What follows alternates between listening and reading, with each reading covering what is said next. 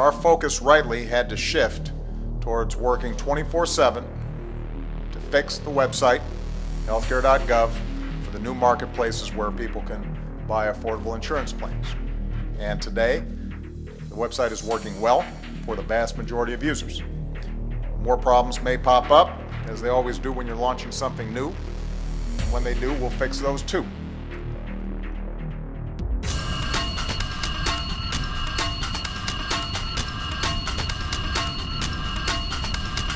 You know, if you look at the ways websites are built, you know, they build certain components in to protect against hackers and around the sensitive information. And I think the claim to fame, for the Healthcare.gov website is that they don't technically store information. However, that data hub that's behind it connects to all of the different agencies that has all of your social security numbers into it. And it doesn't appear that any security was built into the site itself at all. If you were to rate on a scale of 1 to 10 Amazon, in terms of their security, what would you give them, 10 being the best and the greatest security you can have? I would say Amazon does a very good job. I'd probably rate it a 10. Okay, what would you rate Healthcare.gov? About a 1 or a 2 from a security perspective. Would you advise anybody to go on that site, or would you tell them that their personal medical information, private information is at risk? I would say stay off the site for now. Your information is definitely at risk, and until there's some reasonable assurances that can be put back, and a lot of the issues we call them high-impact vulnerabilities are addressed.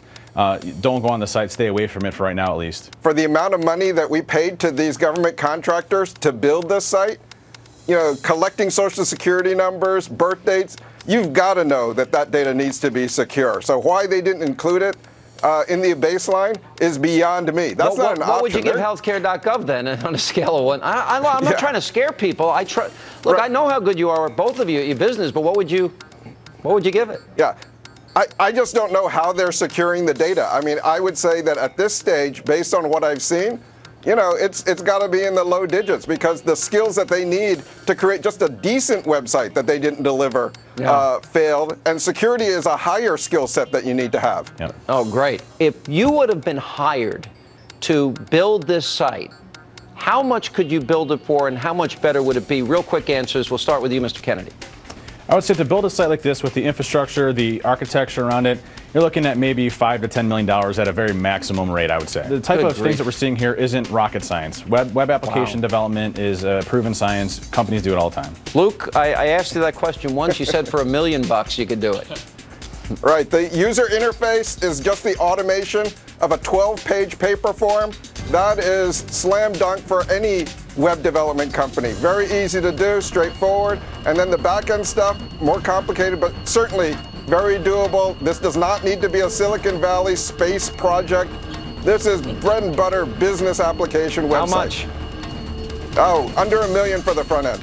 How much for total? In total, start to finish. I would agree with Mr. Kennedy, in the $5–10 million range max. Oh.